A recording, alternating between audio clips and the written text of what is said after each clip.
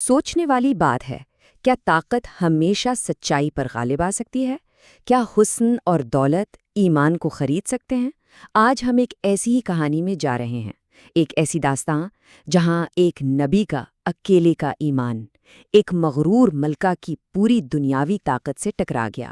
یہ قصہ ہے اس سلطنت کا جو ٹوٹ چکی تھی، اور جہاں غرور اور سچائی کی ایک ایسی جنگ ہوئی جس نے سچ پوچھئے تو تاریخ کا رخ ہی بدل کے رکھ دیا۔ ذرا سنیے، مجھ سے زیادہ حسین اس دنیا میں کوئی ہے کیا؟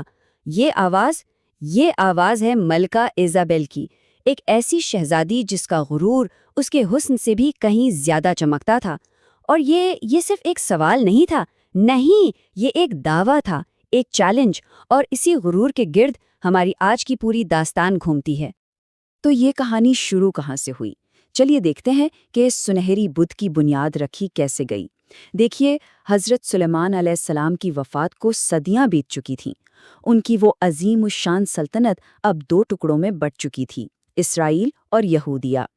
اور اسرائیل پر اس وقت حکومت کر رہا تھا احاب نامی ایک بادشاہ۔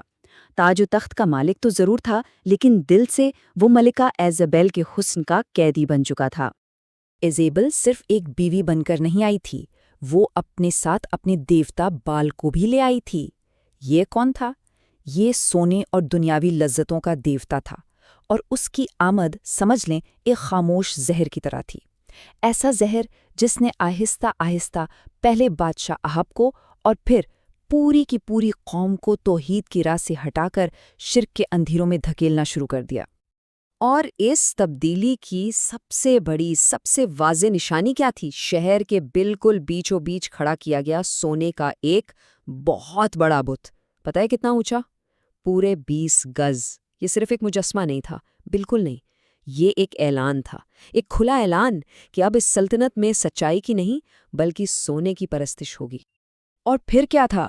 بال کی پوجا آگ کی طرح پھیلی۔ سوچئے، اس بت کے 4 چہرے تھے جو ہر سمت میں نگرانی کرتے تھے، اور 400 پجاری، پورے 400 پجاری اس کی خدمت پر مامور تھے۔ اس نے لوگوں کو کیا دیا؟ اس نے روحانی قوانین کے بجائے دولت اور خوشحالی کا وعدہ کیا، اور لوگ تو خدا کے سخت اصولوں کو چھوڑ کر سونے کی چمک کے پیچھے بھاگنے لگے، یہاں تک کہ اس شہر کا نام ہی بدل کر بال بک رکھ دیا گیا، یعنی بال کا شہر۔ لیکن ہمیشہ یاد رکھیں، جب ظلم اور گمراہی حد سے بڑھ جاتی ہے نا، تو امید کی ایک کرن ضرور روشن ہوتی ہے۔ اس تاریکی کے جواب میں ایک نبی کا موقف سامنے آیا۔ جب گناہ کی سیاہی ہر طرف پھیل گئی تو اللہ نے حضرت الیاس علیہ السلام کو نبی بنا کر بھیجا۔ وہ اس بھٹکی ہوئی قوم کے لیے ایک الہامی جواب تھے۔ اور حضرت الیاس نے کیا کیا؟ وہ سیدھا بھرے دربار میں گئے اور قوم کو للکارا، تم لوگ اپنی راہ سے بھٹک گئے ہو، اللہ کو چھوڑ کے اس بے جان بت کو مت پکارو، لوٹ آؤ اپنے رب کی طرف۔ یہ سچائی کا ایک ایسا نعرہ تھا جس نے شاہی محل کی دیواروں کو سچ میں ہلا کر رکھ دیا۔ اور ملکہ ایزابیل، اس للکار سے اس کا غصہ اور نفرت آگ کی طرح بھڑک اٹھی۔ فوراً اس نے حضرت الیاس علیہ السلام کے قتل کا حکم دے دیا، لیکن اللہ نے اپنے نبی کی حفاظت فرمائی، انہیں بچ نکلنے کا راستہ دکھایا۔ آپ شہر چھوڑ کر دور ایک پہاڑ کی غار میں پناہ گزین ہو گئے۔ ملکہ کے غضب سے تو نبی بچ گئے، لیکن اب پوری قوم کو ایک بہت بڑی آزمائش کا سامنا کرنا تھا، آگ کا امتحان۔ اس کے بعد اسرائیل پر وہ عذاب آیا جس نے سب کے غرور کو لفظاً مٹی میں ملا دیا۔ 3 سال، پورے 3 سال تک آسمان سے بارش کا ایک قطرہ تک نہ گرا، زمین سوکھ گئی، قحط پھیل گیا، اور ایزابیل کا سونے کا دیوتا بال بس خاموش تماشائی بنا دیکھتا رہا۔ آخرکار بادشاہ کو اپنی غلطی کا احساس ہوا اور اس نے حضرت الیاس کو ڈھونڈ نکالا۔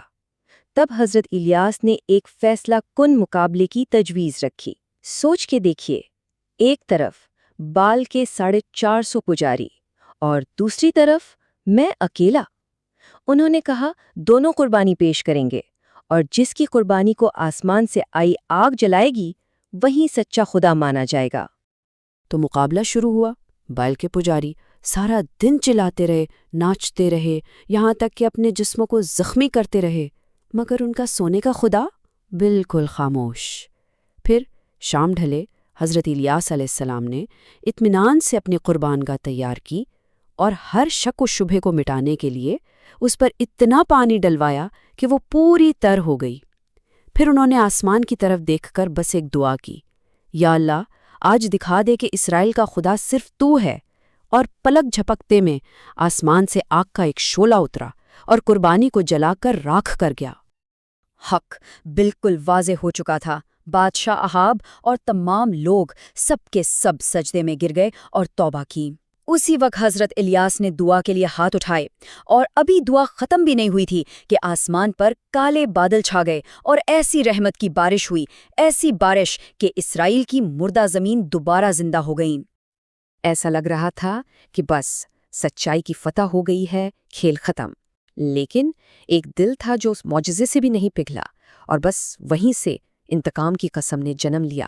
سوچے، پوری قوم نے توبہ کر لی، بادشاہ نے بھی سر جھکا دیا، لیکن ایک دل ابھی پتھر کا تھا، اور وہ دل ملکہ ایزابل کا تھا۔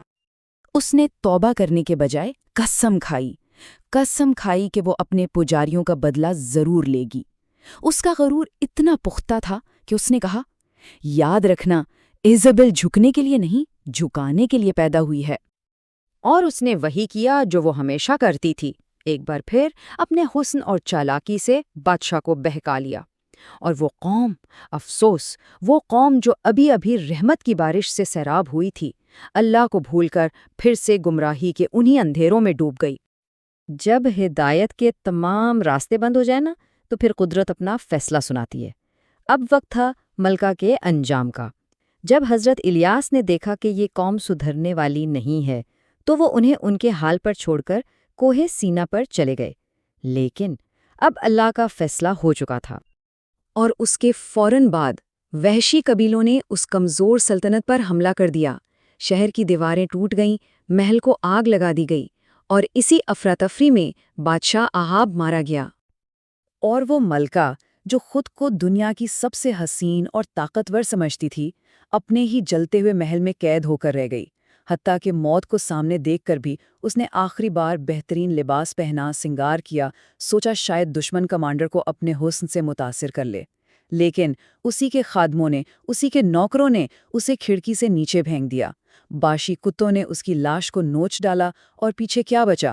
صرف اس کی کھوپڑی اور ہتھیلیاں، بس، تاکہ دنیا تکبر کا یہ عبرت ناک انجام اپنی آنکھوں سے دیکھ لے۔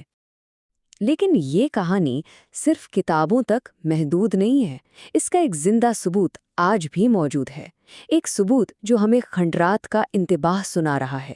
یہ قصہ تاریخ کے پنوں میں دفن نہیں ہوا، اس کا ثبوت آج بھی ایک خاموش پیغام دے رہا ہے۔ وہی شہر بالبیک آج لبنان میں موجود ہے، اس کے وسیع و عریض اور خاموش کھنڈرات اسی سنہری بت کی سلطنت کی باقیات ہیں، اس سلطنت کی جو ایک وقت میں طاقت اور دولت کا مرکز ہوا کرتی تھی۔ اور ان کھنڈرات کی خاموشی آج بھی چیخ چیخ کر کہہ رہی ہے کہ دنیا کی طاقت، حسن اور دولت اللہ کی ذات کے آگے کچھ بھی نہیں، کچھ بھی نہیں۔ جو لوگ بال جیسے جھوٹے خداؤں کو سہارا بناتے ہیں، مٹی ان کا نشان تک مٹا دیتی ہے۔ تو سوال یہ پیدا ہوتا ہے کہ بالبیک کی یہ خاموشی آج ہمیں کیا سبق دیتی ہے؟ تکبر، ایمان اور انجام کی یہ کہانی ہمارے دور کے لیے آخر کیا معنی رکھتی ہے؟